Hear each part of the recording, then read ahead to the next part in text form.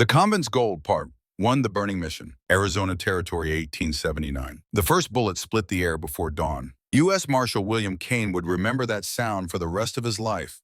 Not the crack of the rifle, not the whistle of lead passing 3 inches from his ear, but the wet thud that followed. The sound of his deputy, Thomas Birch, taking that bullet in the throat. 30 years later, an old man would sit on a porch in Tucson, telling his grandson about that morning. But we are not there yet. We are here in the blood and dust of an Arizona canyon, where William Kane was about to learn that everything he believed about strength, about leadership, about trust, was wrong. The ambush came from both sides of the canyon walls. Kane threw himself from his horse, rolling behind a boulder as gunfire erupted from the ridges above. 6 soldiers rode with him, Army boys fresh from Fort Defiance, escorting what they had been told was a routine supply shipment. They did not know about the gold. Kane did not know about the gold. None of them knew they had been marked for death the moment they left the fort. Thomas Birch was the first to fall. Sergeant Morrison was second shot through the chest as he tried to rally the men. Then Collins. Then the young private whose name Kane never learned, a boy no older than 19, who died calling for his mother. Kane fired back into the smoke and shadows, but the attackers were ghosts. They moved along the ridgeline like wolves, appearing only long enough to kill before vanishing again. He counted the muzzle flashes. 8. Maybe 10, against his remaining 2 men and himself. A bullet caught Private Wheeler in the shoulder, spinning him into the dirt. Kane grabbed the boy by his collar and dragged him behind a fallen tree, firing his revolver with his free hand. The cylinder clicked empty. That is when he saw them. 3 men on horseback watching from the eastern ridge. They did not fire. They simply watched their silhouettes dark against the gray morning sky. One of them wore a wide-brimmed hat. Another had a rifle resting across his saddle. The third sat perfectly still, like a man watching a play he had seen before. Mexican bandits. Los Diablos, the border runners called them. Kane recognized their style. Patient, methodical. They let others do the killing, then moved in to pick the bones. He had no more bullets. Wheeler was bleeding out. The last soldier, a corporal named Davis, lay in the open, clutching a wound in his stomach that no surgeon could fix. Kane waited for death. It did not come. The gunfire stopped as suddenly as it had started. The attackers melted into the canyon walls, their work complete. The 3 watchers on the ridge turned their horses and disappeared over the crest. Within minutes, the only sounds were the wind and the dying breaths of men who had trusted Kane to lead them. He crawled to Davis. The corporal's eyes were already glazing over. The young man's lips moved. Kane leaned closer to hear. "Gold," Davis whispered. "They said something about gold, Confederate gold, at the mission." Then he was gone. Kane sat in the blood-soaked dirt for a long time. 6 men dead. 6 men under his command killed in an ambush he should have seen coming. He had led soldiers through the war, had survived Shiloh, and Vicksburg, had worn the badge of a U.S. Marshal for 12 years. And now this, a routine escort mission turned massacre. His shoulder burned. He looked down and saw blood seeping through his shirt. He had been shot and had not even noticed. The bullet had passed through clean, but the wound needed treatment. Without it, infection would kill him within a week. Wheeler was still alive barely. Kane used his own shirt to bind the private's shoulder, then fashioned a tourniquet from a dead man's belt. The boy was unconscious, his breathing shallow. He would not last until sundown without help. Kane looked at the wagon they had been escorting. Whatever was inside it had gotten 6 men killed. He limped over and pulled back the canvas. Empty. The wagon was empty. He stood there staring at the bare wooden planks and understood. They had been a decoy. Someone had used them to draw out the bandits to see who would strike and how. Someone had known about the gold all along, and that someone had let them die for it. The mission Davis mentioned had to be Mission Santa Cruz.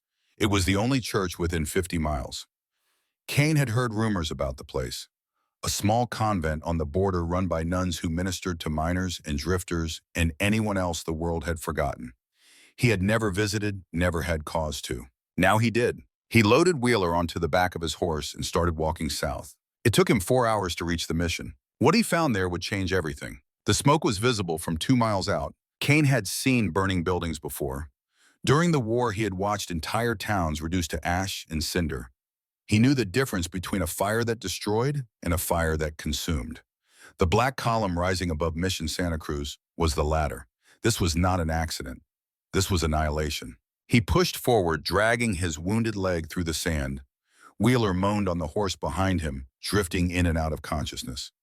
The mission grew larger on the horizon, its adobe walls blackened and crumbling. By the time Kane reached the gates, the fire had done its work. The chapel was gone. The dormitory was a skeleton of charred beams and fallen stone. The garden where the sisters had grown vegetables and herbs was trampled, the irrigation channels filled with debris.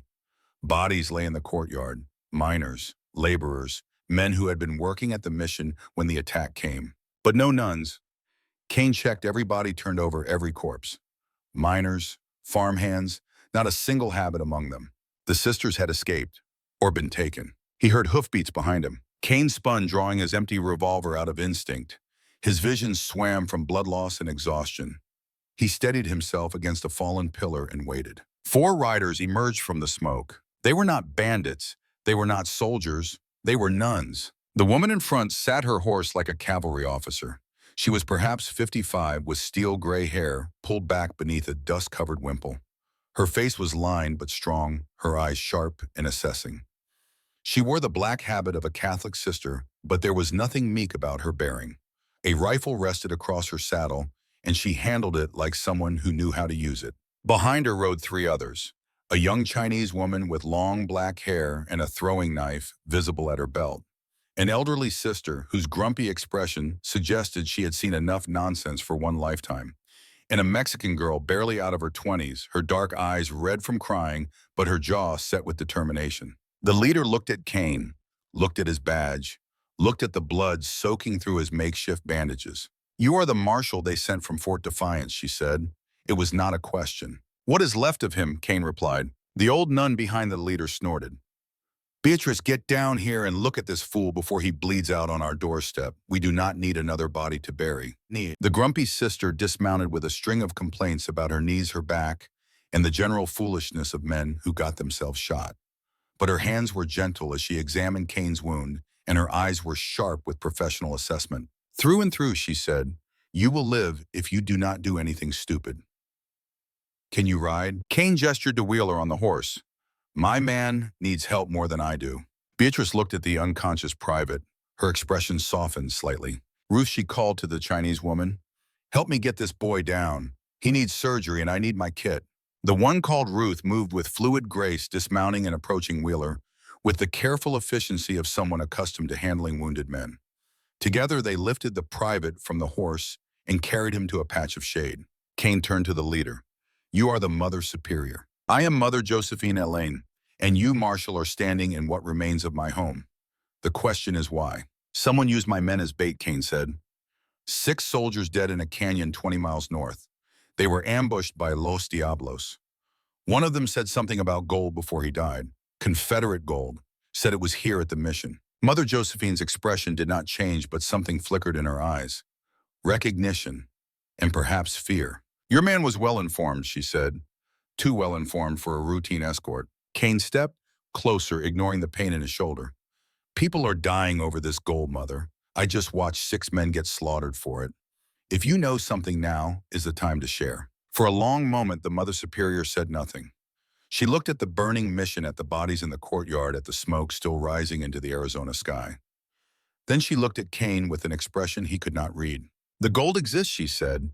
"It is real, and right now it is the only thing standing between the veterans of this nation and the suffering they endure.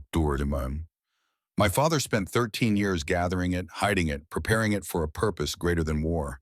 His dying wish was that it build a hospital for soldiers from both sides, Union and Confederate, a place of healing for men who have known only destruction." Kane stared at her. "Your father was Confederate. Colonel Thomas Elaine. He fought for the South and spent the rest of his life regretting it. The gold was taken from Confederate treasury shipments. Blood money, some would say. My father believed it could be redeemed. He died believing I would see that redemption through. And now someone knows about it. Several someones." Mother Josephine's voice was bitter. "The Rattlesnake Gang attacked us at dawn. 12 men, brutal and direct. They wanted the gold immediately by force. We escaped through the tunnels beneath the chapel, but they burned everything else. That accounts for the gang. What about Los Diablos? They were watching my men die this morning. Watching, not participating." Mother Josephine glanced at the young Mexican woman. "Sister Esperanza knows more about Los Diablos than any of us." The girl looked up, her eyes haunted. Miguel Cortez leads them. He is my cousin. We grew up together in Sonora before the rurales killed our families. He went one way, I went another. She paused. He is patient, smart. He will not attack until he knows exactly where the gold is and exactly how to take it without losses. The ambush this morning was reconnaissance. He was testing your response, Marshal, seeing how the army fights. Kane processed this. So we have Rattlesnake Gang wanting brute force. Los Diablos playing the long game. Anyone else I should know about? Mother Josephine and Beatrice exchanged a look. The Hollister brothers, Beatrice said. 4 of them. Tom, Jack, Samuel, and William. Former Confederate soldiers who served under Josephine's father. They believe the gold is their rightful inheritance. They are dangerous because they have military training and they know things. Tom Hollister was present when the gold was hidden. He knows the code, the locations, the safeguards. How long before they arrive? They have been here, Mother Josephine said quietly. Tom came to me 3 days ago demanding I hand over the gold. I refused. He left with a promise that he would return with force. She looked at the smoking ruins. This is that force. Rattlesnake was hired by the Hollisters. They paid for the attack. Kane felt something cold settle in his chest. The realization of how deep this went, how many players were involved, how many more people would die before it was over. Where is the gold now? Safe, Mother Josephine said. Hidden in a place only I know, but it cannot stay there. We must move it to Fort Defiance. There it can be transferred to Army custody and used for its intended purpose. Fort Defiance is 200 miles north, through some of the most dangerous territory in Arizona. I am aware of the distance, Marshal. You will never make it. 4 women against multiple gangs. In summer heat with Apache between here and there, you will die before you get halfway. Mother Josephine smiled. It was not a warm smile. Then it is fortunate we have a U.S. Marshal to help us, is it not? Kane opened his mouth to argue, but no words came. She was right. He had lost his men. He had failed his mission. The only thing left was to see this through to ensure that 6 soldiers had not died for nothing. Besides, he had nowhere else to go. I need ammunition, he said, and a horse that is not half dead. Sisters Ruth can provide both. She indicated the Chinese woman who was returning from tending to Wheeler. Ruth, see that the marshal's equipped. We leave in 2 hours. Ruth nodded, once her face unreadable, and gestured for Kane to follow. As they walked toward the mission's remaining stables, Kane glanced back at Mother Josephine. She stood among the ruins of her life's work, surrounded by smoke and death, and yet her spine was straight and her gaze was steady. Whatever else she was not broken. He had known generals with less steel in their spines. Perhaps he thought this mission was not as doomed as it appeared. The afternoon sun beat down on the small band of survivors as they prepared to leave Mission Santa Cruz forever. Kane watched the sisters work with quiet efficiency. Ruth tended the horses, checking hooves and adjusting saddles with the practiced ease of someone who had grown up around animals. Beatrice sorted through salvaged medical supplies, muttering about the waste of good medicines lost in the fire. Esperanza packed food and water. Her movements mechanical, her eyes distant. And Mother Josephine stood apart, staring at a small grave beneath what had been the mission's garden. Kane approached her, carefully mindful of intruding on grief. Someone you knew, he said. My father. She did not look away from the headstone. He died here at this mission, seeking forgiveness for sins he believed could never be absolved. I buried him with my own hands. Kane read the inscription. Colonel Thomas Allen, CSA, 1815 to 1878. Below the dates, a single line, the one who seeks redemption will find it not at the destination, but on the road. He was a good man, Mother Josephine continued. At the end, at least. The war broke something in him. He saw things, did things that haunted him until his last breath. The gold was his attempt to make amends, building hospitals for veterans, healing the wounds the war had left behind. Noble goal. Some would say naive. She finally turned to face him. You lost men today, Marshal. Good men, I assume. Men who trusted you to lead them safely through that canyon. How do you feel right now? Kane was silent for a moment. Like I failed them. Yes, that is exactly how my father felt every day for 13 years. Failed the men who served under him. Failed the cause he believed in. Failed his family. He came to this mission seeking peace, and I watched him die, still searching for it. Her voice hardened. I will not let his final wish go unfulfilled. That gold will reach Fort Defiance. It will build the hospital he dreamed of.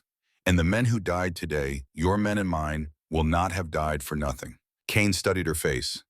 In the harsh afternoon light, he could see the lines of exhaustion around her eyes, the tension in her jaw, the way her hands trembled slightly at her sides.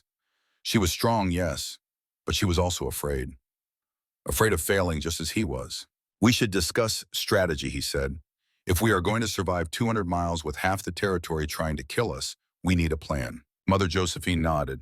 Come, I will show you the route I have mapped. She led him to a small storage building that had somehow survived the fire. Inside, spread across a makeshift table, was a detailed map of Arizona territory. Lines had been drawn in different colors marking routes and waypoints and water sources. My original plan, she said, tracing a blue line with her finger. Through Devil's Canyon past the Hollow Creek watershed, then north to the Mesa country before descending to Fort Defiance. Kane shook his head. Devil's Canyon is Los Diablos territory. They will be expecting you there. And Hollow Creek has been dry for 3 months. I know because I nearly died there myself before the ambush. How do you know about Hollow Creek? Because my detachment used it as a waypoint on our approach. It was supposed to be a reliable water source. It was not. When did you last travel this route? I have never traveled it. My knowledge comes from maps and reports from travelers who passed through the mission. Kane felt a chill, despite the heat. She had planned a 200-mile journey through deadly terrain based on secondhand information and paper maps. No wonder she had been so willing to accept his help. We need local knowledge, he said.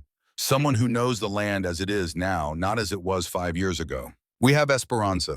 She knows the border country. The border country is 30 miles south of here. What about the territory between here and Fort Defiance?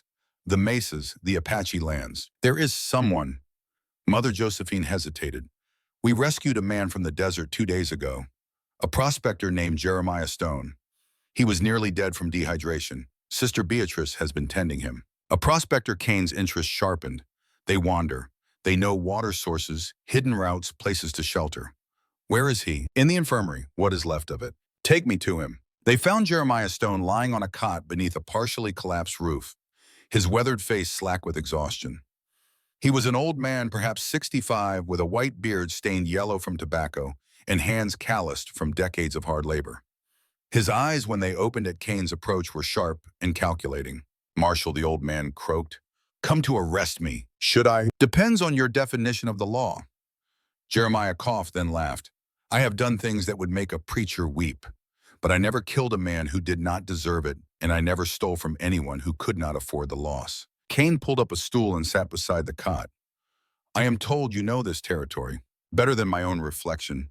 Been wandering these lands for 40 years looking for silver, finding mostly sand. He struggled to sit up, wincing. What do you need? We are heading to Fort Defiance, 200 miles through bad country with bad people on our trail. I need to know the safest route. Jeremiah's eyes widened. Fort Defiance with those sisters? He looked past Kane to where Mother Josephine stood in the doorway. You are serious. The gold must reach the fort, Mother Josephine said. Everything depends on it. The old prospector was quiet for a moment, processing. Then he nodded slowly. There is a way, he said. Not safe, nothing is safe out there, but survivable. You go north through the alkali flats. Most travelers avoid them because there is no water for 30 miles, but I know a spring that does not show on any map. Apache use it. They might let you pass if you approach right. Might? They respect nuns. Something about the black robes reminds them of their own medicine people. It is not a guarantee, but it is better odds than you would get anywhere else. What about after the flats? Canyon country. Hard riding, but good cover. You can lose pursuit in there if you know the paths. I know the paths. He met Kane's eyes. Take me with you. You can barely stand. I will be on my feet by morning. Jeremiah's voice was firm. Those sisters saved my life. I was dying in that desert, and they stopped for me. They did not have to. Most people would not have. He paused. I have not done many good things in my life, Marshal. This could be one. Kane looked at Mother Josephine. She nodded once. All right, he said. You guide us through the flats and the canyons. But if you slow us down, we leave you behind. Fair enough. Kane stood to leave, then stopped. One more thing. The sisters say multiple groups are after this gold. Rattlesnake Gang, Los Diablos, the Hollister brothers, anyone else I should know about. Jeremiah's expression changed. Something like recognition passed across his weathered features. There is one more, he said. Someone I hoped would not be involved. But if the stakes are this high, she will be. They call her Steel Mary, bounty hunter out of Tombstone. 45 years old, been in the business since she was 20. She has brought in 47 wanted men, dead or alive. Most chose dead. Jeremiah shook his head. If there is $2 million in gold at play, Steel Mary will come for it. And she is smarter than all those gangs combined. Kane felt the situation grow heavier with each passing moment. Rattlesnake, Los Diablos, Hollisters, and now a legendary bounty hunter. How do we avoid her? Jeremiah laughed bitterly. You do not. Steel Mary does not give up. Once she has a target, she follows it until the end. The only question is whether you can outrun her long enough to reach the fort. Wonderful, Kane muttered. He looked at Mother Josephine. You still want to do this? The Mother Superior's face was set like stone. I have no choice, she said. This is God's work, and I will see it done no matter who stands in the way. They left the mission at dusk, 6 riders moving north through the gathering darkness. Kane rode at the front with Jeremiah, the old prospector, surprisingly steady in the saddle despite his condition. Behind them came Mother Josephine and Sister Ruth, followed by Beatrice and Esperanza. Private Wheeler, his wound treated, but his condition still critical, lay strapped to a travois pulled behind Beatrice's horse. The gold traveled with them, divided into saddlebags across multiple horses. $2 million in Confederate coins, heavy enough to slow them down, but too valuable to leave behind. Mother Josephine had considered burying part of it, returning later, but Kane had convinced her otherwise. Once word spread that they had the gold, everyone would be searching. Better to move it all, and move fast, than to leave a trail of buried treasure for their enemies to find. They rode in silence, listening to the night sounds of the desert. Coyotes called in the distance. Owls hunted in the scrubland. The wind carried the smell of creosote and sage. Kane found his thoughts drifting to the men he had lost that morning. Thomas Birch, his deputy for 3 years. Morrison, the sergeant, who had survived 4 years of war only to die in a canyon outside of nowhere. The young private, whose name he never learned. He had led those men to their deaths. He had missed the signs of the ambush. He had failed in his most basic duty as a leader. And now he was doing it again, leading people into danger, asking them to trust him when he had proven he could not be trusted. You are thinking too loudly, Marshal. Kane turned. Mother Josephine had ridden up beside him, her horse matching his pace. I am thinking about what happens when I make another mistake, he said. You believe you will. I made one this morning. Cost 6 lives. What happens when I make one tomorrow? Mother Josephine was quiet for a moment. The moonlight caught her face, softening the hard lines, making her look almost gentle. My father used to say that leadership is not about never making mistakes, she said. It is about what you do after. Do you learn? Do you adapt? Do you carry the weight of your failures and let them make you stronger? Or do you let them crush you? I do not know yet. Then you are honest. That is something. She glanced back at the line of riders behind them. These women trust me, Ruth and Beatrice and Esperanza. They have followed me for years through hardship and loss and moments of doubt. Do you know why? Because you are their leader. No, because I have failed them before and I have always found a way forward. They do not trust me because I am perfect. They trust me because when things go wrong, I do not give up. She looked at him directly. That is what leadership is, Marshal. Not perfection, persistent. Kane considered this. In the army, he had learned that good officers were the ones who made decisions quickly and stuck to them. Doubt was weakness. Second-guessing was death. But Mother Josephine was suggesting something different. A kind of leadership built on acknowledgement of failure, on learning from mistakes, on trust, that could withstand imperfection. He was not sure he believed it, but he wanted to. We should make camp in a few hours, he said, changing the subject. There is a rock formation about 5 miles north that will give us cover in a defensible position. You know this area? I passed through it last week, before the ambush. Mother Josephine nodded. Then lead on, Marshal. I will trust your judgment. Trust. There was that word again. Kane was not sure he deserved it. But as they rode north through the darkness, he found himself determined to earn it. They made camp in the shadow of a towering rock formation just before midnight. Ruth took first watch, climbing to a high point that overlooked the desert in all directions. Beatrice tended to Wheeler, whose fever had risen despite the treatment. Esperanza gathered brush for a small fire carefully built to minimize smoke. Jeremiah collapsed onto a bedroll, his earlier energy spent. Kane found himself unable to sleep. He sat at the edge of camp, staring out at the darkness, replaying the ambush in his mind.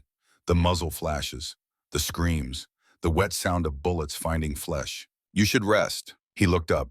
Mother Josephine stood beside him, a tin cup in her hands. I cannot, he said. She sat down beside him, moving with the ease of someone who had spent years living rough. This is not coffee. Beatrice made it from some herbs she salvaged. She says it helps with the nerves. Kane took the cup, sniffed it suspiciously, and took a sip. It was bitter and earthy with a faint sweetness underneath. Not pleasant, but not terrible. Tell me about your father, he said. What kind of man was he? Mother Josephine was silent for a long moment. He was complicated, she finally said. Before the war, he was a banker in New Orleans.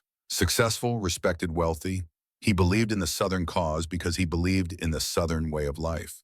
Slavery was wrong, he knew that, but he convinced himself it was necessary. That the economy would collapse without it. That the Negroes were better off as slaves than as free men in a society that would never accept them. Kane said nothing. He had heard such arguments before, had even believed some of them once. The war changed him, Mother Josephine continued. He saw what it really was. Not a noble defense of principles, but a slaughter for money and pride. He watched young men die for old men's fortunes. He ordered attacks he knew were suicidal because his superiors demanded it. By the end, he was a broken man, leading broken men in a broken cause. Yet he kept fighting. He did not know how to stop. That was his flaw, Marshall. The same one I inherited. She smiled sadly. We do not know how to let go, even when holding on is destroying us. Kane understood. He had felt the same thing in the war and the years after, in the long nights when he could not sleep, because the faces of the dead would not leave him alone. After the surrender, Mother Josephine said, my father came home to nothing. Our plantation was burned. Our fortune was gone. My mother had died of fever during the siege of New Orleans. My brothers had been killed at Gettysburg. I was all he had left, and I had already taken vows. She paused. He followed me to this mission, spent the last 13 years of his life doing penance, building this place, gathering the gold, planning for a future he would never see. The hospital, for veterans of both sides. He believed that if he could heal the bodies of the men he had helped destroy, perhaps he could save his own soul. She looked at Kane.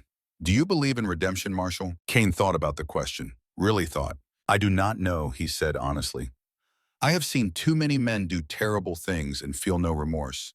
And I have seen good men destroyed by guilt over sins that were not their fault. That is not an answer. No, but it is the truth. He finished the bitter drink and set the cup aside.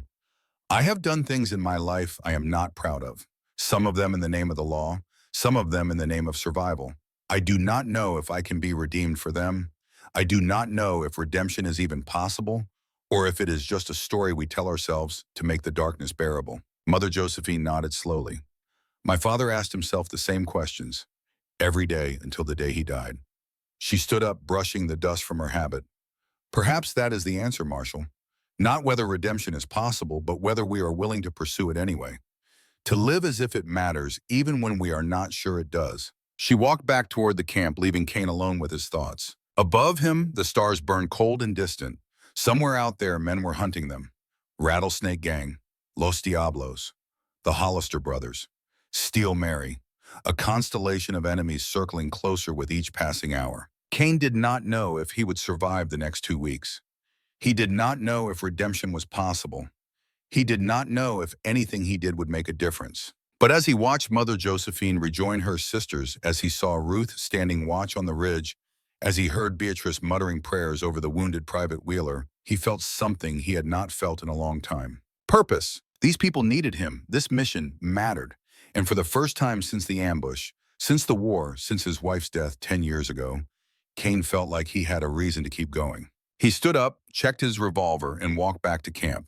There was a long road ahead, and he intended to see it through. Dawn came bloody and red, painting the desert in shades of fire. Kane woke to the sound of hoofbeats. He was on his feet in an instant, revolver drawn, scanning the horizon. The others stirred around him, reaching for weapons, with the instinct of people who had learned to sleep light. Easy, Jeremiah said from his lookout position. Just one rider, coming from the south. Kane climbed up beside the old prospector and looked. Sure enough, a single figure approached across the alkali flats, moving at a steady pace. Not running, not hiding, just coming. Can you make out who it is? Jeremiah squinted. Woman. Riding a gray mare, got a rifle across her saddle. Kane felt his stomach tighten. Steel Mary. The bounty hunter rode into camp like she owned it. She was exactly as Jeremiah had described. Mid-40s with red hair going gray at the temples, eyes the color of gunmetal cold and assessing. She wore men's riding clothes, practical and dust-covered, with two revolvers at her hips and a Winchester rifle in her hands. She stopped her horse 20 feet from the group and looked them over with the detached interest of a buyer evaluating livestock. Mother Superior, she said, Marshal, and friends. Kane kept his revolver trained on her chest. You know who we are. I know a great deal, Marshal. I know you lost 6 men in a canyon ambush yesterday. I know the Rattlesnake Gang burned the mission to the ground. I know you are heading north with approximately $2 million in Confederate gold, hoping to reach Fort Defiance before everyone who wants that gold catches up with you. Then you know we are not going to hand it over. Steel Mary smiled. It was not a warm smile. I did not come to take it. Not yet. I came to negotiate. Kane glanced at Mother Josephine. The Mother Superior's face was unreadable. Speak, she said. Steel Mary dismounted, keeping her hands visible, and walked closer. Up close, Kane could see the lines of her face more clearly. The scars, the weathering, the faint cloudiness in her left eye that suggested damage. I have been hired by the Hollister brothers to track you and retrieve the gold, she said. They are paying me $100,000 for the job. That is more money than I have seen in my entire career. Yet you are here talking instead of shooting. Because I am not a murderer, Marshal. Not unless I have to be. Steel Mary's voice was matter of fact. I have brought in 47 wanted men. Most of them deserved what they got. Some of them did not. Either way, I have always given my targets a choice. Surrender peacefully or face the consequences. And what choice are you offering us? I am offering information. Steel Mary turned to address Mother Josephine directly. The Rattlesnake Gang is regrouping about 30 miles south. They lost 4 men in the mission attack and they are angry. Big Jim Carver is leading them, and he is not interested in negotiation. He wants blood. We know about Rattlesnake, Kane said. Do you know about Los Diablos Steel? Mary's eyes were sharp. They are paralleling your course, staying about a day behind. Miguel Cortez is patient. He is waiting for you to weaken, to run out of water or supplies before he strikes. And he has already made contact with the Hollister brothers. They are forming an alliance. Kane felt the situation shifting beneath him. Multiple enemies were bad enough. Multiple enemies working together was catastrophic. Why are you telling us this? Because I am not certain the Hollisters are worth working for. Steel Mary's voice carried an edge. Tom Hollister is a fanatic. He does not care about the gold's purpose. He does not care about the hospital your father dreamed of, Mother Superior. He cares only about reclaiming what he sees as Confederate property. If he gets that gold, he will use it to fund another generation of rebellion. Lost cause nonsense that will get more people killed. Mother Josephine stepped forward. And what do you care about Miss Gallagher? Steel Mary was quiet for a moment. Her eyes seemed to focus on something far away. I have a sister, she said. 3 nieces. They live in Kansas on a farm that barely makes enough to survive. I have been sending them money for 20 years, trying to give them a better life. But I am getting old, Mother. My eyes are failing. In 2 years, maybe 3, I will not be able to do this work anymore. And when that happens, my sister and her children will have nothing. So you need the money. I need security for them. Steel Mary met Mother Josephine's gaze. But I also need to be able to live with myself. And if I help Tom Hollister destroy everything your father built, I will not be able to do that. Kane watched the exchange, trying to read the bounty hunter's intentions. She was good. No tells, no obvious lies. But there was something in her voice when she spoke about her family. Something that felt genuine. What do you propose, he asked. Steel Mary turned to him. Let me ride with you. As a guide and scout, I know this territory better than anyone except maybe your old prospector there, and I know how the Hollisters think. I can help you reach Fort Defiance alive. In exchange for what? In exchange for a share of whatever reward the Army offers for delivering the gold. It will not be 2 million, but it will be something, enough to take care of my family. Kane looked at Mother Josephine. The Mother Superior's expression was troubled. How do we know you will not betray us? She asked. You do not. Steel Mary's voice was flat. But ask yourself this, if I wanted to take the gold by force, would I ride into your camp alone? Would I give you warning about your enemies? Would I stand here with my hands empty while your marshal points a gun at my chest? She had a point. Kane did not like it, but she had a point. I need to think about this, Mother Josephine said. We all do. Steel Mary nodded. Take your time, but not too much time. Big Jim Carver's men will be here by nightfall. If you have not decided by then, I will leave, and you will face what is coming without my help." She mounted her horse and rode to the edge of camp, finding a spot in the shade where she could wait and watch. Kane holstered his revolver and turned to the others. "Well," he said, "that complicates things." Beatrice snorted. "Everything about this mission is complicated.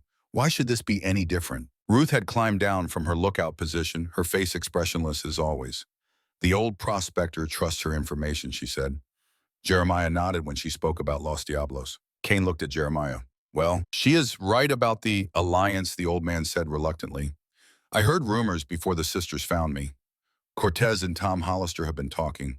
They hate each other, but they hate losing more. So we either accept help from a woman who was hired to hunt us," Mother Josephine said, "or we face an alliance of all our enemies at once." "When you put it that way," Esperanza muttered, "the choice seems obvious." "Nothing is obvious." Mother Josephine's voice was sharp. "Steel Mary could be lying. This could be a trap to get inside our defenses. Or it could be genuine," Kane said. "A woman trying to provide for her family just like the rest of us are trying to achieve something beyond ourselves." The Mother Superior looked at him. "You believe her?" Kane thought about it. Thought about the way Steel Mary had spoken about her sister, her nieces, her failing eyes. Thought about the weariness in her voice, the resignation of someone who had been fighting for a long time and was running out of options. "I believe she is desperate," he said. "And desperate people are dangerous. But they are also predictable. She needs money. We have something that could give her money. As long as that equation holds, she has no reason to betray us. And if the Hollisters offer her more, then we deal with that when it happens." Kane looked at the others. "Right now we need every advantage we can get. Steel Mary offers advantages. We should take them." Mother Josephine was silent for a long moment. The wind blew across the camp, carrying the smell of dust and sage. "Very well," she said finally. "She rides with us, but she does not know where the gold is hidden, and she is never alone with it. Ruth, you will watch her." Ruth nodded, once her dark eyes unreadable. Mother Josephine turned to face the distant figure of Steel Mary still waiting in the shade. "Miss Gallagher," she called, "you have a deal. Join us. But understand this, if you betray us, if you harm any of my sisters, you will answer to me. And I promise you, whatever the Hollisters are paying, it will not be worth the price." Steel Mary rode back toward them, her expression thoughtful. "I believe you, Mother," she said, "and I accept your terms." She dismounted and began unsaddling her horse, moving with the efficient economy of someone who had made camp 1,000 times before. Kane watched her, still not entirely certain they had made the right choice. But as the sun climbed higher and the heat of the day pressed down on them, he knew one thing for certain. The road ahead had just gotten a lot more complicated, and somewhere out there, Big Jim Carver and his men were getting closer. The game was changing, and they had no choice but to change with it. The third day in the desert broke hot and merciless. Kane rode at the front of the column, his eyes scanning the horizon for threats that seemed to multiply with every passing hour. Behind him came the others, strung out in a line that spoke of exhaustion rather than strategy. Mother Josephine and Sister Ruth, Beatrice and Esperanza. Jeremiah Stone on his mule, looking like death, warmed over but refusing to fall behind. Private Wheeler still unconscious, strapped to the travois. And Steel Mary riding apart from the group, watching everything with those cold gray eyes. They had been moving since before dawn, pushing north through terrain that fought them every step of the way. The alkali flats stretched endless and white, reflecting the sun with blinding intensity. Heat waves shimmered on the horizon, creating mirages of water that vanished as they approached. The horses were suffering. The people were suffering more. Kane called a halt near a cluster of rocks that offered meager shade. "Water check," he said. "Everyone report." The news was not good. Their canteens were less than half full. The horses had drunk heavily that morning, depleting the reserves Jeremiah had helped them stock. At their current rate of consumption, they would be dry by nightfall. "The spring, I mentioned it, is still 8 miles north." Jeremiah said, his voice cracked and rough. "If we push through, we can reach it by late afternoon." "Can the horses make it?" Jeremiah looked at the animals, their heads hanging, their flanks dark with sweat. "Maybe, if we do not push too hard." Kane turned to Steel Mary. "You know this territory. Is there any water between here and that spring?" The bounty hunter shook her head. "Nothing reliable. There used to be a creek that ran through the canyon to the east, but it dried up 2 summers ago. The only sure water is Jeremiah's spring or the oasis at Crow's Hollow." She paused. "But Crow's Hollow is in the wrong direction. It would add a full day to our journey." "Then we push for the spring," Mother Josephine said. Her voice was firm despite the exhaustion evident on her face. We have no choice. There is always a choice, Mary said quietly. The question is which bad option we prefer. They mounted up and continued north. The miles passed in a blur of heat and dust and misery. Kane found his thoughts drifting, his focus wavering. He caught himself swaying in the saddle and forced his eyes open wider. Sleep was a luxury they could not afford. Rest was a dream for people who were not being hunted. He thought about the men who had died under his command. Thomas Birch, Sergeant Morrison, the young private whose name he never learned. They visited him at night, their faces pale and accusing, asking why he had led them into that canyon, why he had not seen the ambush coming, why he was still alive when they were dead. He had no answers for them. Marshal, he turned. Ruth had ridden up beside him, her horse matching his pace. You are falling asleep, she said. I am fine. You are not. Her voice was flat, matter of fact. You have not slept in 2 days. You are injured. You are pushing yourself beyond your limits, and when you collapse, you will be useless to us. Kane wanted to argue, but he could not find the energy. What do you suggest? Let me take point. You ride in the middle of the column where you can rest without endangering us all. I cannot rest. Not while we are being hunted. Ruth's dark eyes studied him with an intensity that was almost uncomfortable. My father was a scout for the army, she said. He taught me many things. How to track, how to ride, how to survive in hostile territory. But the most important thing he taught me was this: a tired man makes mistakes. And in the desert, mistakes kill. Kane was quiet for a moment. Your father sounds like a wise man. He was. Until the day he pushed himself too hard and missed the signs of an ambush. He died because he was too proud to admit he needed rest. The words hung in the air between them. Kane looked at Ruth, really looked at her. The Chinese woman was young, probably no more than 35, but there was an old soul behind those eyes. Someone who had seen loss and learned from it. All right, he said, take point, but wake me if anything changes. Ruth nodded once and spurred her horse forward. Kane fell back to the middle of the column, finding a position between Beatrice and Esperanza. He let his eyes close, let his body relax, let the rhythm of his horse's movement lull him towards something approaching rest. He did not sleep, but for the first time in days, he allowed himself to stop fighting. The spring was exactly where Jeremiah said it would be. It bubbled up from between two massive boulders, filling a natural basin before trickling away into the sand. The water was clear and cold, fed by some underground source that had survived the brutal summer. Around it, scrubby vegetation clung to life, a patch of green in the endless brown. It was also occupied. Ruth held up her hand, stopping the column 100 yards from the water. Kane rode forward to join her, his hand moving automatically to his revolver. What do you see? 4 men. Ruth's voice was low. They have set up camp near the spring. 2 horses picketed behind those rocks. Rifles visible. Kane lifted his field glasses and scanned the area. Ruth was right. 4 men sat around a small fire, their weapons close at hand. They wore the rough clothing of frontiersmen, but something about their posture, their positioning, spoke of experience. Rattlesnake, he asked. Possibly. Or just drifters. Hard to tell from here. Does it matter if they are between us and the water? We have a problem either way. Steel Mary rode up beside them, her own eyes narrowed as she studied the camp. I know one of them, she said quietly. The big one with the beard. That is Harlan Groves. He rode with Big Jim Carver for 3 years before going independent. If he is here, he is probably still connected to Rattlesnake. So they knew about the spring, Kane said. They are waiting for us. Or they are just watering their horses, and we are being paranoid. Mary shrugged. Either way, we need that water. The question is how we get it. Kane considered the options. A direct approach risked a confrontation they might not survive. Going around meant dying of thirst in the desert. Waiting for the men to leave could take hours they did not have. I have an idea, Esperanza said. She had ridden up while they were talking, her face thoughtful. Let me approach alone. If they are just travelers, I can negotiate for water rights.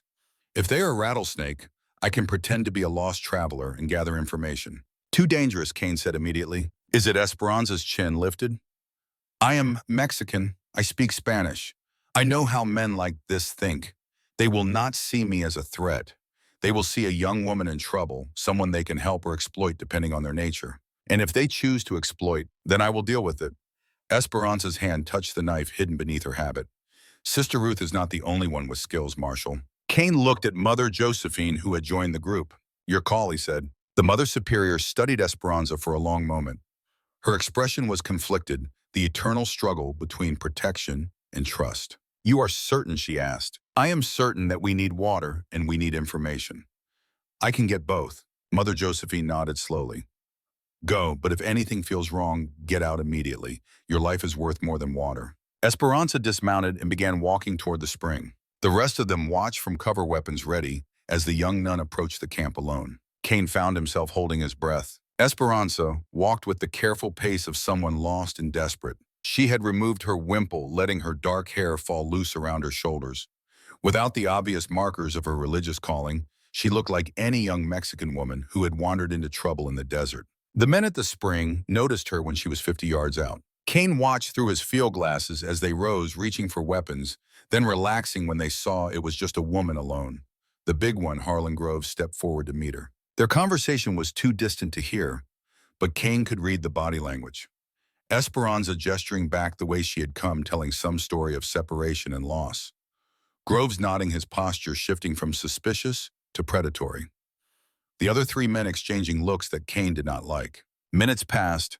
Esperanza accepted a canteen from one of the men and drank gratefully. She pointed north, asking a question. Groves shook his head and pointed east. Then something changed. One of the other men said something, and Groves's expression shifted. He grabbed Esperanza's arm, pulling her closer, examining her face. His free hand went to her clothes, pulling at the fabric. He had found the knife. Cain was moving before he consciously decided to act. He spurred his horse forward, drawing his revolver as he rode. Behind him, he heard the others following, Ruth's rifle already cracking. Groves threw Esperanza aside and went for his gun. He was fast, but Ruth was faster. Her bullet took him in the shoulder, spinning him around. Cain reached the camp in a thunder of hooves and gunfire. One man went down under his horse's charge. Another raised a rifle, and Cain shot him twice in the chest. The third tried to run and caught a bullet from Steel Mary, who had flanked around to cut off escape. It was over in less than a minute. Cain dismounted and ran to Esperanza. The young woman was on the ground, her face dirty, her dress torn, but she was alive. She was alive. "Are you hurt?" She shook her head, then winced. He grabbed my hair, pulled hard. "But I am okay." Cain helped her to her feet. His heart was still pounding, the adrenaline coursing through his blood. Too close. That had been too close. Mother Josephine arrived, her face white with fear that was quickly transforming into fury. "What happened?" "He found my knife." Esperanza's voice was shaky but strong. He recognized it as a fighting blade, not a cooking tool. He was going to search me more thoroughly. "Did he say anything? Did you learn anything before it went wrong?" Esperanza nodded. "They are Rattlesnake, an advance party." She swallowed. "Big Jim Carver is less than a day behind us with the main group. 8 more men. They know about the spring. They expected us to come here." "How did they know?" Groves said something about a woman, a bounty hunter who gave them our route. Every eye turned to Steel Mary. The bounty hunter stood apart from the group, her rifle still smoking. Her face was unreadable. "I did not tell them anything," she said calmly. "The hell you did not." Cain raised his revolver. "You knew about this spring. You knew we would have to come here. You set us up. If I had set you up, would I have shot 3 of their men? Would I be standing here now, outnumbered by people who want me dead?" Mary's voice was cold, logical. "Think, Marshall. I have had a dozen opportunities to betray you. Why would I wait until now? Maybe you wanted the gold for yourself. Maybe you were waiting until we were weak. Maybe I am telling the truth and there is another explanation." "What explanation?" Mary hesitated, then she sighed. "Before I joined you, I sent a message to Tom Hollister, telling him I was on your trail. It was standard procedure, keeping my employer informed." She met Cain's eyes. "I told him I would track you north through the Alkali Flats. If he shared that information with Rattlesnake, they could have calculated our likely route. So this is your fault." "My fault, yes. My betrayal, no. There is a difference." Cain wanted to shoot her. The anger burned in his chest, hot and righteous. 3 men were dead. Esperanza had nearly been killed, or worse, all because Steel Mary had played both sides of the fence. But he did not pull the trigger, because deep down in the part of him that had survived a war and 12 years of lawman work, he knew she was right. If Mary had wanted to betray them, she could have done it a dozen different ways. She did not need an elaborate trap. She just needed to wait until they were asleep and slit their throats. The fact that she was still with them, still fighting beside them, meant something. "We will discuss this later," Mother Josephine said, her voice like ice. "Right now we need to move. If Big Jim is less than a day behind us, we cannot stay here. We need to water the horses, Beatrice pointed out, and refill our canteens. That is the whole reason we came. Then do it quickly. We leave in 15 minutes. They worked fast. The horses drank greedily while Esperanza filled canteens and water bags from the spring. Kane helped Ruth check the bodies of the fallen men, finding little of value except ammunition and a scrawled map that confirmed what Esperanza had said. Rattlesnake knew their route. They were being herded. As they prepared to leave, Kane found himself standing beside Steel Mary. "I want to believe you," he said quietly, "but you make it difficult." "I am not asking you to believe me, Marshal. I am asking you to watch what I do, not what others say about me." Mary's eyes were tired, older than her years. "I have spent my whole life being judged by reputation rather than action. Bounty hunters are not supposed to have honor. We are not supposed to have families or dreams or anything that makes us human. We are just guns for hire." "Is that what you are?" "It is what I have been." She paused.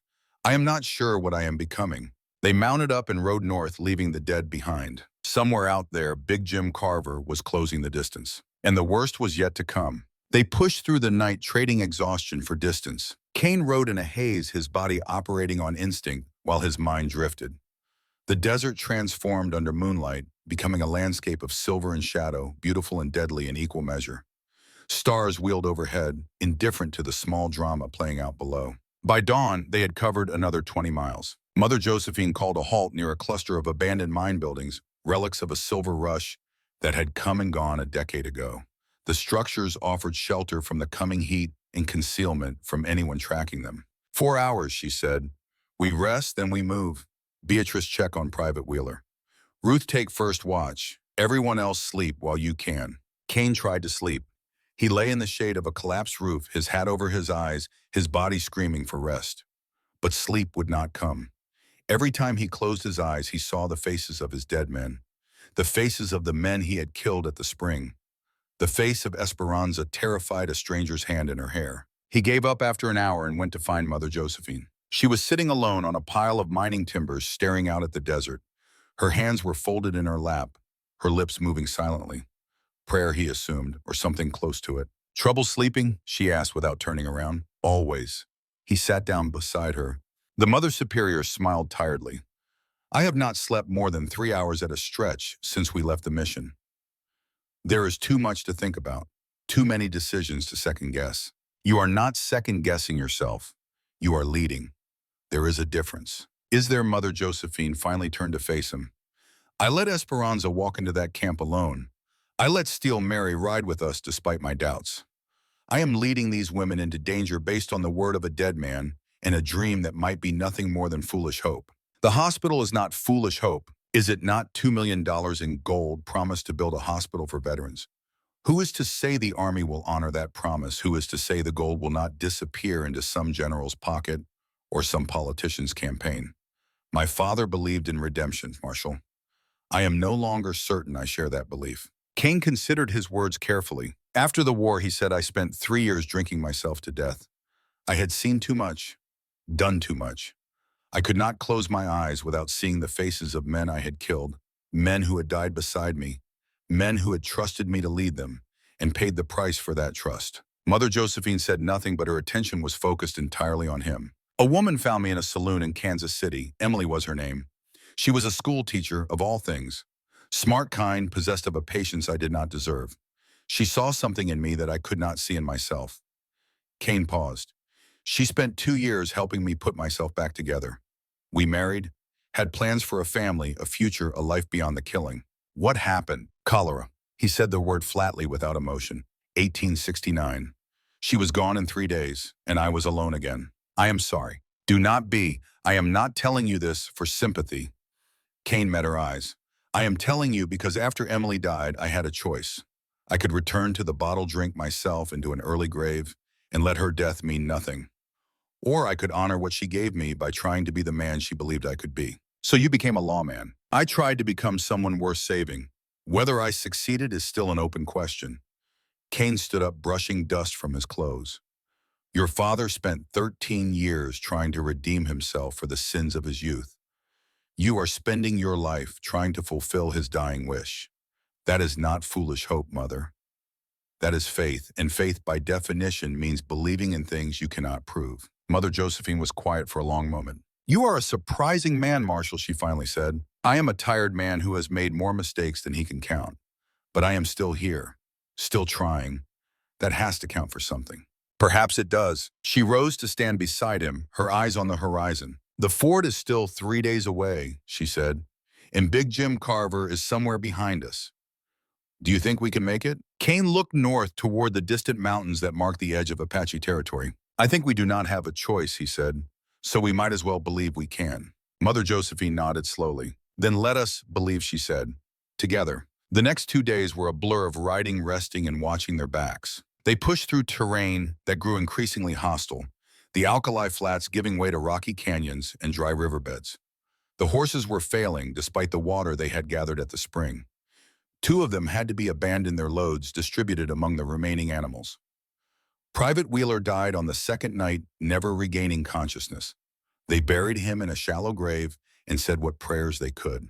Jeremiah guided them through hidden passes and forgotten trails, drawing on decades of experience to stay ahead of their pursuers. Twice they saw dust clouds on the horizon, too large and too organized to be natural. Both times they changed course, sacrificing speed for concealment.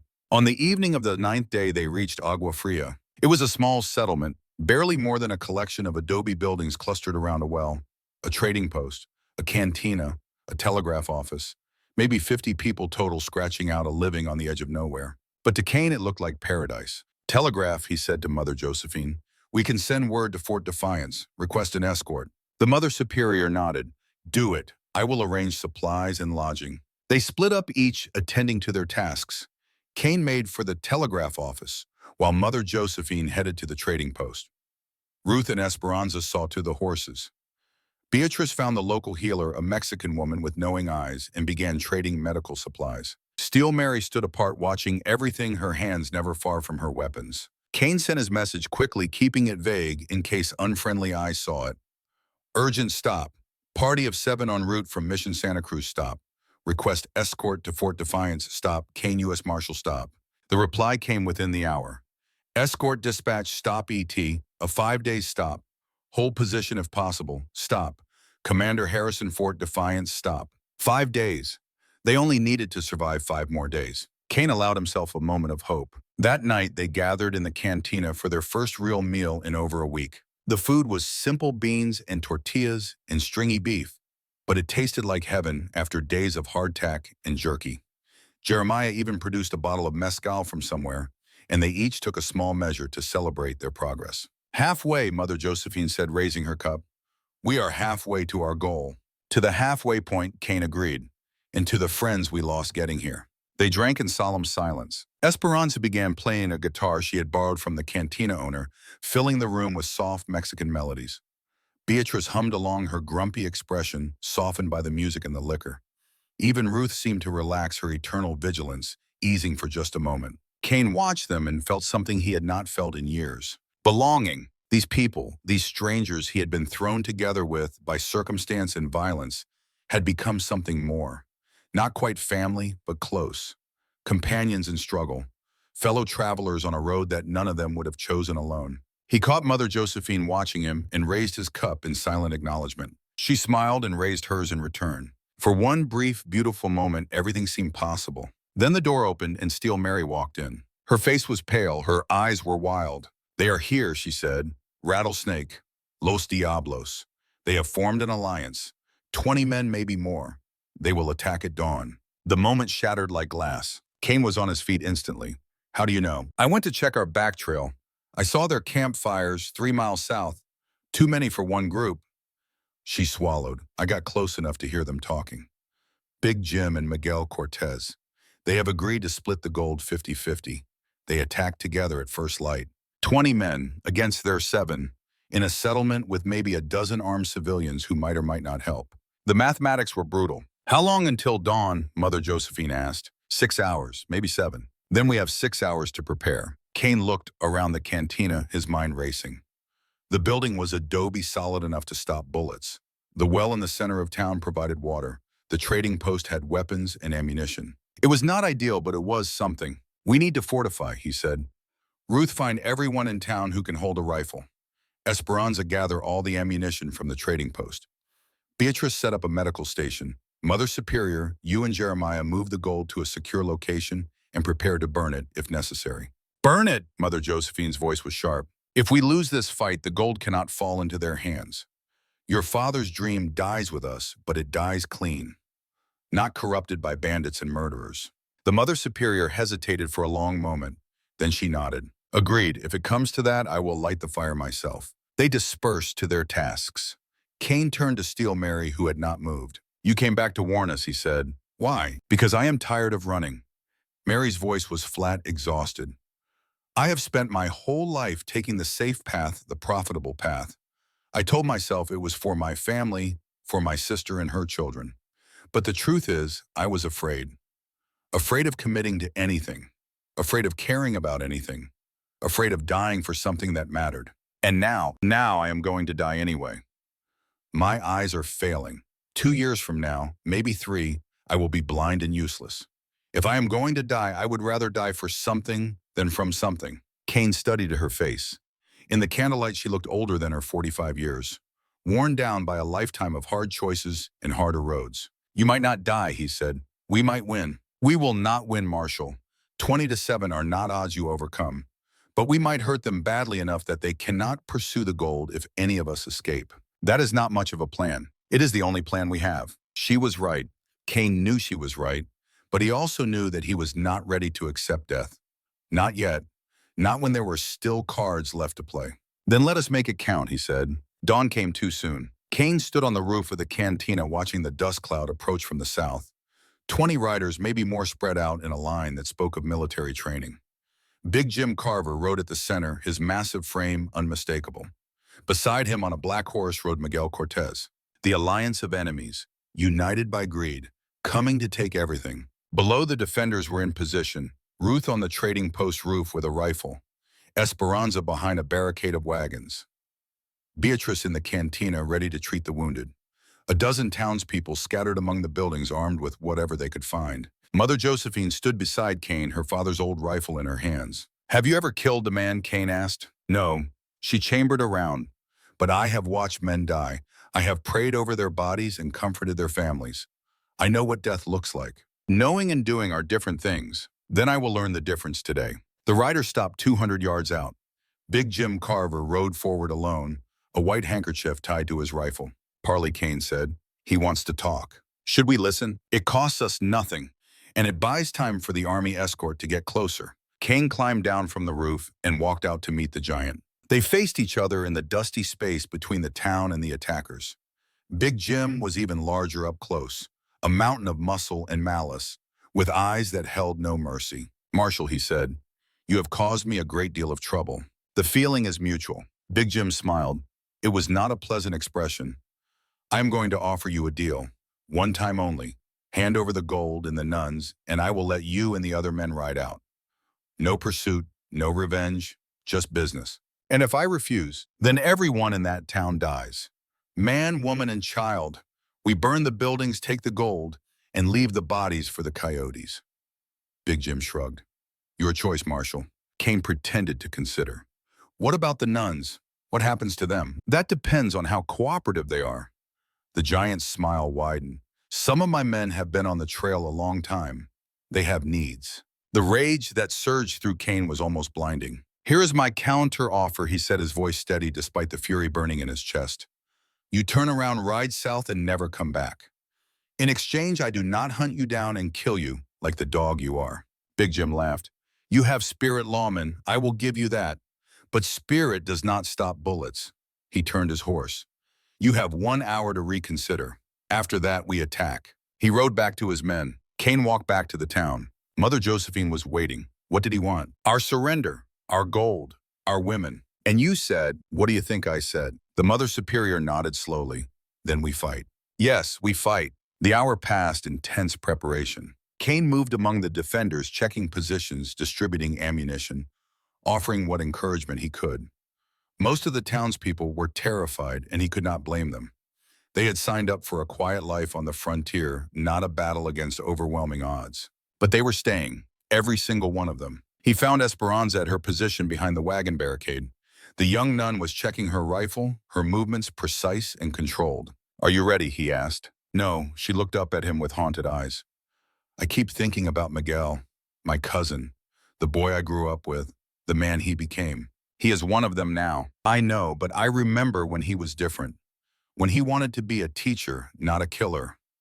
When he laughed at my jokes and protected me from bullies. What happened to him? The same thing that happens to everyone in this land. He lost people he loved. He found something to hate, and he let that hate consume everything else." Kane was quiet for a moment. "I lost people too," he said.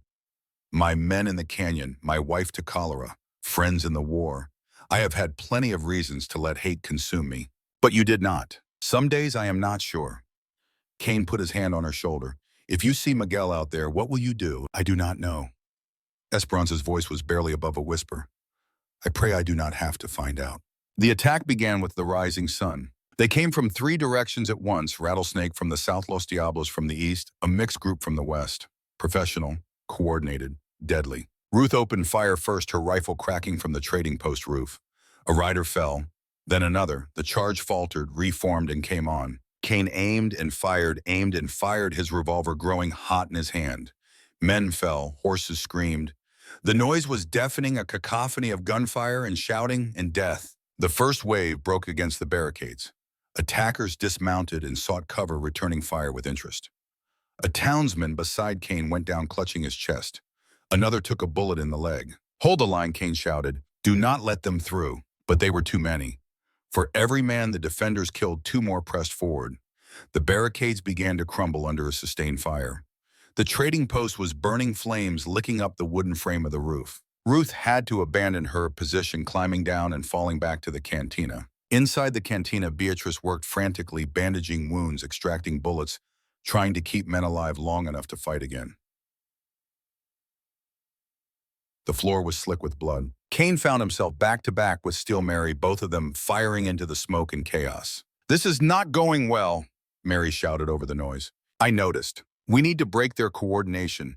If we can take out their leaders, the attack will fragment. Big Jim is somewhere in that mess. So is Miguel. Then we need to find them." Kane reloaded his revolver and scanned the battlefield. Through the smoke, he caught a glimpse of Big Jim's massive form directing his men from behind an overturned wagon. "There," he said. "Cover me." He ran. Bullets whined past his head. Something tugged at his coat, a near miss. He dove behind a water trough, came up firing, and ran again. Big Jim saw him coming. The giant rose from cover, a shotgun in his hands, and fired both barrels. Kane threw himself aside, feeling the buckshot tear through the air where he had been. He rolled, came up on one knee, and fired 3 times. 2 bullets missed. The third caught Big Jim in the shoulder. The giant roared and charged. He was faster than a man that size should be. Kane barely got his revolver up before Big Jim was on him, swatting the weapon aside and driving a fist into Kane's wounded shoulder. The pain was blinding. Kane went down and Big Jim followed, his massive hands closing around Kane's throat. The world narrowed to those crushing fingers, the red face above him, the darkness creeping in at the edges of his vision. Then a rifle butt connected with Big Jim's skull. The giant staggered sideways. Mother Josephine stood over him, her father's rifle raised for another blow. "Get away from him," she said. Big Jim laughed, blood running down his face. "A nun. You brought a nun to fight me." He lunged at her. Mother Josephine fired. The bullet took Big Jim in the chest. He stopped, looked down at the spreading red stain, and looked back up at her with an expression of pure disbelief. "You shot me," he said. "Yes." Mother Josephine's voice did not waver. "I did." Big Jim fell to his knees. He tried to raise his shotgun, but his arms would not cooperate. He tried to speak, but only blood came out. Then he toppled forward and lay still. Kane struggled to his feet, gasping for breath. Mother Josephine stood frozen, staring at the man she had killed. Around them, the battle was turning. With Big Jim down the Rattlesnake, men began to waver. Some kept fighting. Others fell back, their nerve broken. The coordination that had made them so dangerous was fragmenting. But Los Diablos was still in the fight. Kane looked for Esperanza and found her at the eastern barricade, her rifle empty, facing 3 attackers who were closing in. And Miguel Cortez was leading them. "Esperanza," Miguel's voice cut through the chaos. "Cousin, it is over. Surrender and I will make sure you are not harmed." Esperanza dropped her empty rifle and drew her knife. "I am not surrendering," she said. "Then you die." Miguel raised his pistol and stopped. Behind him, his two men were down. Steel Mary stood over them, her revolver smoking. "It is over, Miguel," Mary said. "Big Jim is dead. Rattlesnake is running. You are alone." Miguel looked around, seeing the truth of her words. His men were scattered, leaderless, dying or fleeing. The attack had failed. His pistol wavered. Cousin Esperanza said softly, "Please, do not make me watch you die." Miguel's face contorted with something that might have been pain. "You betrayed your blood," he said. "You chose them over your family." "You were my family, once." Esperanza's voice broke. "I still love the boy you were, but I cannot follow the man you became." They stood like that for a long moment. Miguel with his pistol raised, Esperanza with her knife, Steel Mary ready to fire. Then Miguel lowered his weapon. "Go," he said. "Take your gold, your nuns, your American friends. Get out of my territory and do not come back." Miguel Esperanza started. "This is not mercy." His voice was hard. "This is practicality. I cannot win today, but there will be other days, other opportunities." He met her eyes. "Do not mistake this for weakness, Prima. The next time we meet, there will be no conversation, no choice, only death." He turned and walked away. His remaining men followed. Within minutes, the attackers had melted away into the desert, leaving their dead behind. The Battle of Agua Fria was over. The aftermath was grim. 8 townspeople dead, another dozen wounded. The trading post was a smoking ruin. The cantina's walls were pocked with bullet holes. But they had survived. Kane sat on a barrel outside the cantina, letting Beatrice clean and bandage the wounds he had barely noticed receiving. His shoulder throbbed where Big Jim had hit him. His throat was bruised and tender from the giant's grip. But he was alive. Mother Josephine sat beside him, her hands trembling slightly, her face pale. "I killed a man," she said. It was not a question. "You saved my life. I still killed a man." She looked at her hands as if seeing them for the first time. "I have spent my entire life trying to help people, heal people, and now I have ended a life. He would have killed both of us. And then he would have killed everyone else in this town. I know. That is what makes it bearable." She looked up at him. "But it does not make it right." "No," Kane agreed. "It does not make it right. Nothing makes killing right. But sometimes it is necessary, and sometimes necessary is all we have." Mother Josephine was quiet for a long moment. "My father killed many men in the war," she finally said. "He told me once that he remembered every face, every name. He said they visited him in his dreams asking why, asking what gave him the right to end their lives." "What did he tell them?" "Nothing. There was nothing to tell. He just lived with the question, carried it with him every day until he died." "And you?" "I suppose I will carry it too." She stood up, squaring her shoulders. "But not today. Today we have work to do, people to help, a mission to complete." She walked back into the cantina, leaving Kane alone with his thoughts. He looked out at the desert, at the distant mountains, at the road that still lay ahead. They had won this battle, but the war was not over. And somewhere out there, more enemies were waiting. That night, Steel Mary came to see him. Kane was standing watch on the cantina roof, unable to sleep despite his exhaustion. The stars burned overhead, cold and distant, and the desert stretched away in every direction. Mary climbed up beside him without speaking. They stood in silence for a long time. "Thank you," Kane finally said. "For what you did with Miguel. You could have shot him. I considered it." "Why did you not?" "Because Esperanza did not want me to." Mary's voice was soft.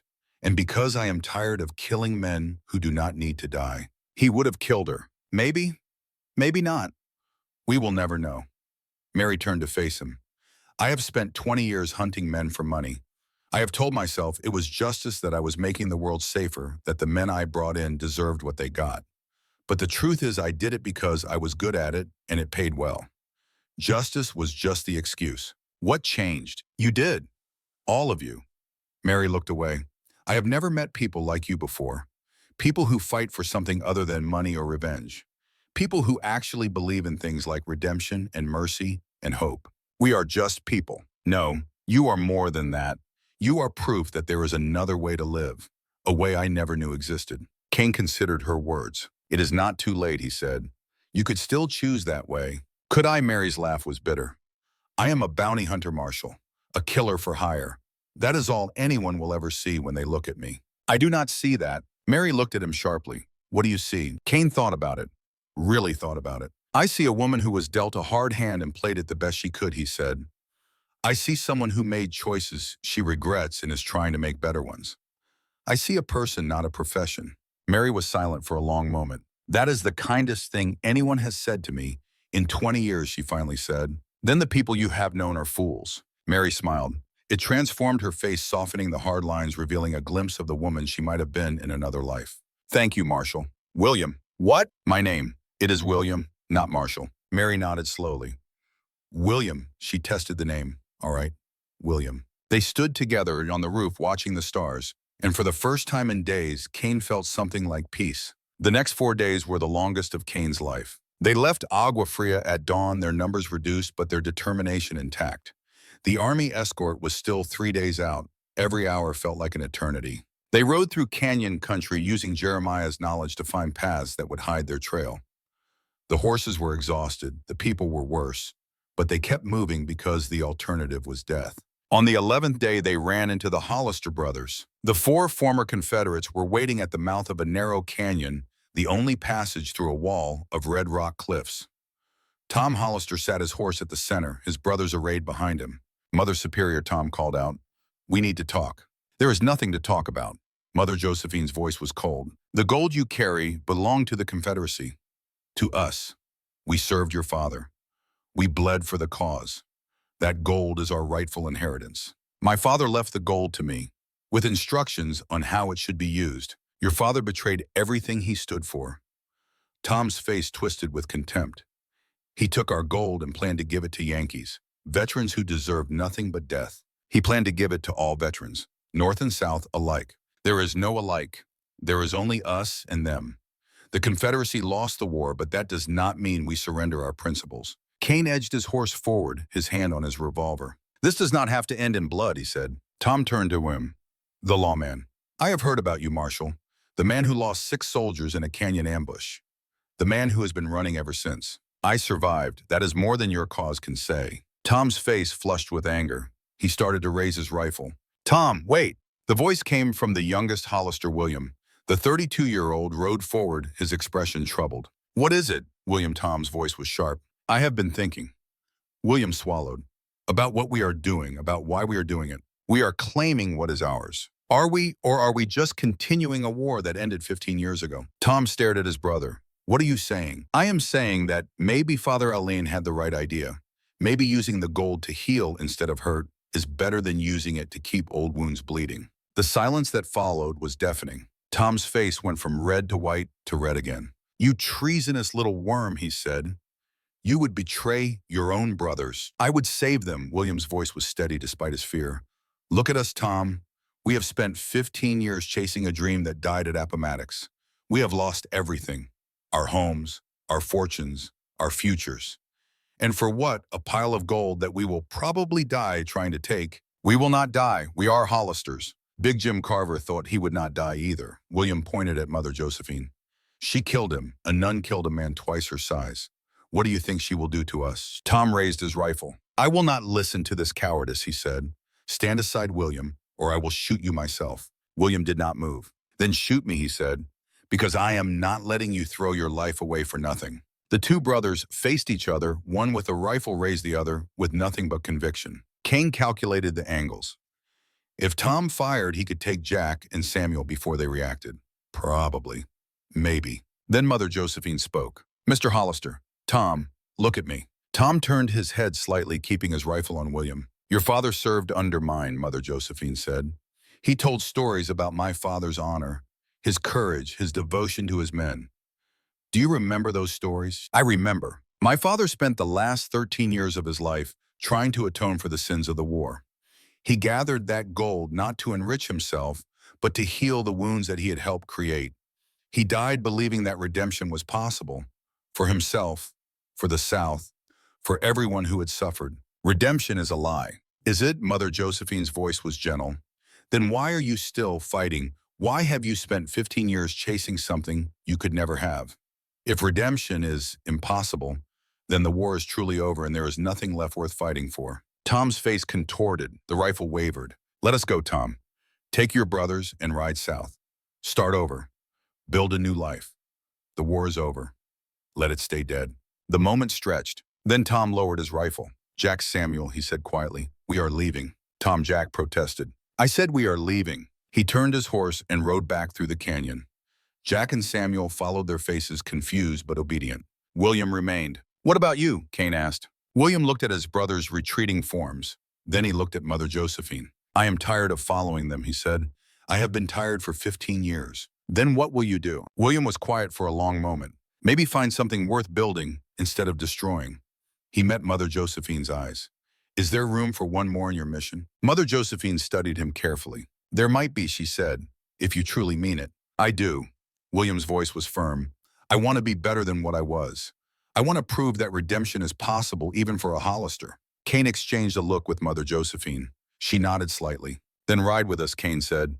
"But know that we will be watching. One wrong move and you answer for it." "I would expect nothing less." William fell in beside them as they rode through the canyon. Behind them, the Hollister brothers disappeared into the desert. Another battle avoided. Another mile closer to safety. But the hardest trial was still ahead. They made camp that night in a small box canyon, sheltered from wind and observation.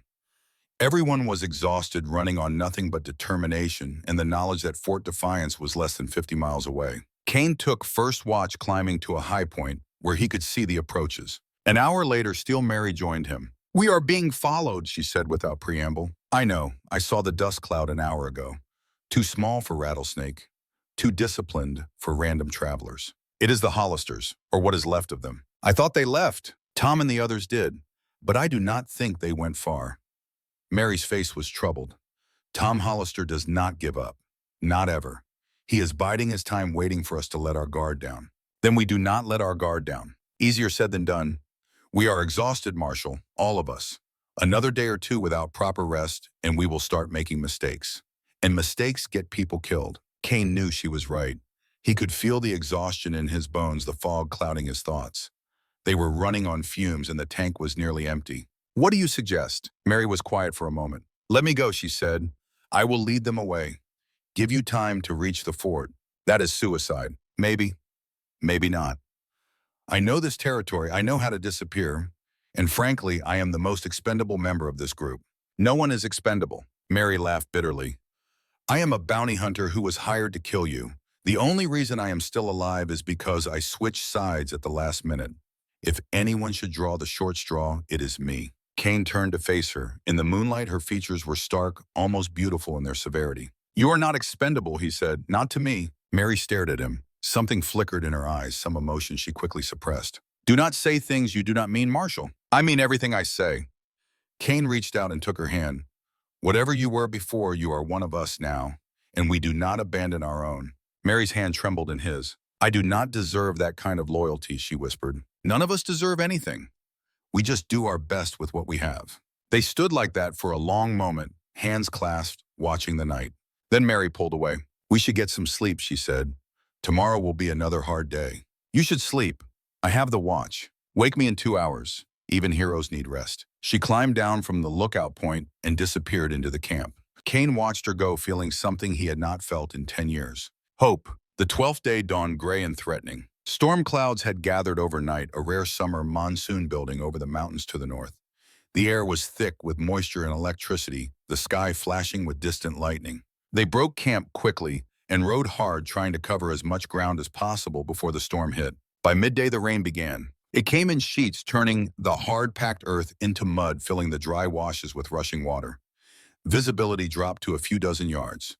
The horses struggled, their hooves slipping on the treacherous ground. And then they reached Red Canyon. It was the only way through the final ridge of mountains, a narrow passage between towering red walls barely wide enough for 2 horses to ride abreast. In dry weather, it was an easy passage. In a monsoon, it was a death trap. "We have to wait," Jeremiah shouted over the roar of the rain. "That canyon floods in minutes when the rain hits. We go in there now, we drown." "We cannot wait," Cain shouted back. "The Hollisters are behind us. If we stop, they catch us. If we go forward, we die." Cain looked at Mother Josephine. Her face was streaming with water, her habit plastered to her body, but her eyes were calm. "What do you think?" he asked. She was quiet for a moment, staring at the canyon entrance. "I think God did not bring us this far to let us drown," she said. "That is not exactly a tactical assessment." "No, but it is all I have." Cain turned to Steel Mary. The bounty hunter was scanning the terrain, her hunter's eyes searching for options. "There is a shelf," she said suddenly, "about 100 yards in, high ground above the flood line. If we can reach it before the water rises, we can wait out the storm." "How high does the water get?" 8 feet. Maybe 10. The shelf is 15 feet up. It will be tight, but it might work. And if we do not make it, then we die in the canyon instead of dying in the open. Either way, we are dead if we stay here. Kane looked back at the desert behind them. Through the rain, he could see the vague shapes of riders approaching. The Hollisters, coming fast. They had no choice. Move, he shouted. Into the canyon. Now. They plunged into the narrow passage. The canyon walls rose around them, red stone streaked with black, where water had cut channels over millennia. The floor was already ankle-deep in rushing water, more pouring in with every second. Kane pushed his horse forward, fighting against the current. The others followed in single file, their faces masks of fear and determination. The water rose to knee-height, then waist-height. The horses were swimming now, their heads barely above the churning brown flood. There, Steel Mary shouted. The shelf. Kane saw it. A ledge of rock jutting out from the canyon wall 15 feet above the flood. A steep slope led up to it, slick with mud, but passable. Go, he ordered. Everyone up. Now. They dismounted and began climbing. The horses had to be abandoned left to find their own way to safety. Kane helped Beatrice up the slope, her old bones protesting every movement. Ruth pulled Esperanza to safety. Jeremiah and William Hollister scrambled up together. Mother Josephine was the last to climb. She was halfway up the slope when her foot slipped. Kane saw her fall, saw her tumble toward the rising water, saw the flood reaching up to claim her. He did not think, he just moved. He threw himself down the slope, caught her hand and held on. The water was chest high now, tearing at his legs, trying to pull them both under. His grip on the rock was failing, his fingers sliding through the mud. Then Steel Mary was beside him. She grabbed his belt, anchoring him, giving him the leverage he needed. Pull, she shouted. Kane pulled. Mother Josephine came up out of the water, coughing and gasping. Together they climbed the last few feet to the shelf. They collapsed in a tangle of limbs in relief. Below them, the floodwaters roared past 8 feet deep and climbing.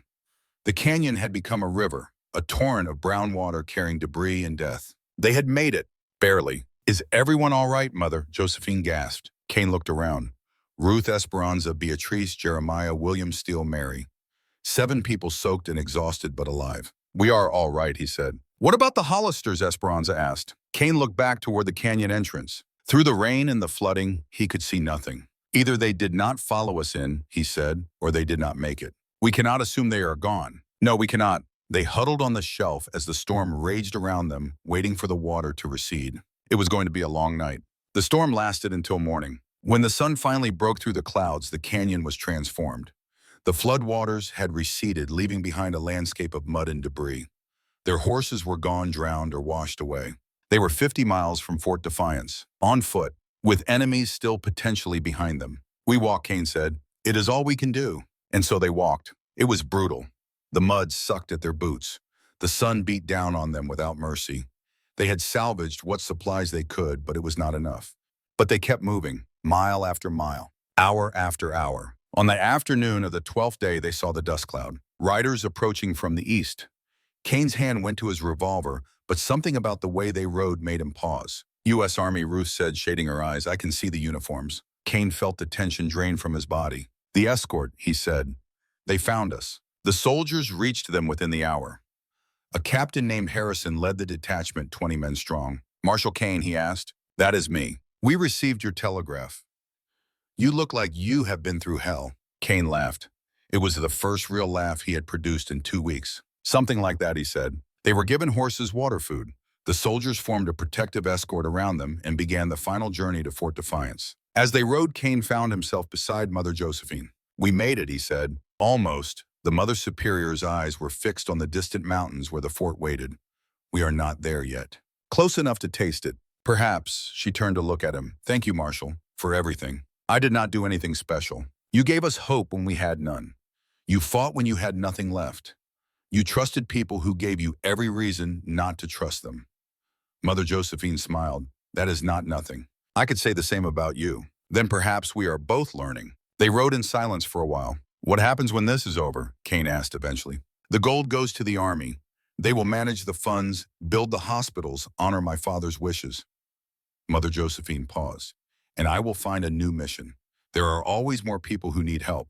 And me? That depends on what you want. The Mother Superior looked at him directly. You could return to the marshals, resume your life as it was before, or you could stay. Stay with us. There will be hospitals to build, veterans to help, a community to create. We could use a man with your skills. Kane considered the offer. He thought about his life before this mission, the loneliness, the emptiness, the constant running from ghosts he could never escape. He thought about the last 2 weeks, the fear, the violence, the loss, but also the connection, the purpose, the sense of belonging to something larger than himself. I will think about it, he said. Take your time. We have the rest of our lives. As the walls of Fort Defiance rose on the horizon, Kane allowed himself to believe that might actually be true. They had survived, against all odds, and the hardest part was over.